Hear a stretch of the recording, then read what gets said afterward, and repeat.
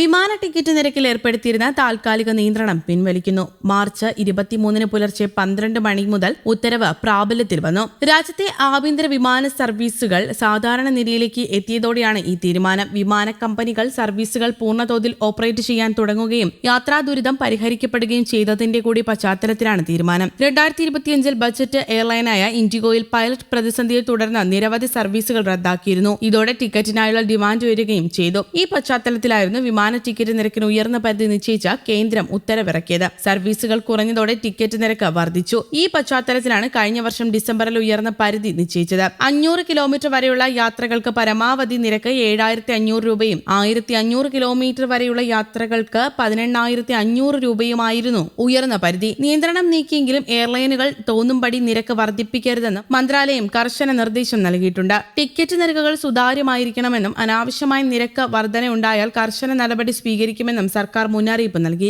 വിമാന കമ്പനികളുടെ നിരക്കുകൾ DGCA നിരന്തരം നിരീക്ഷിക്കുമെന്നും മുന്നറിയിപ്പും കേന്ദ്രം നൽകുന്നുണ്ട്. യാത്രക്കാരുടെ താൽപര്യത്തിന് വിരുദ്ധമായ നിരക്ക് ഉയർത്തുന്ന സാഹചര്യമുണ്ടായാൽ വീണ്ടും നിയന്ത്രണങ്ങൾ ഏർപ്പെടുത്തുമെന്നും സിവിൽ ഏവിയേഷൻ മന്ത്രാലയം വ്യക്തമാക്കി.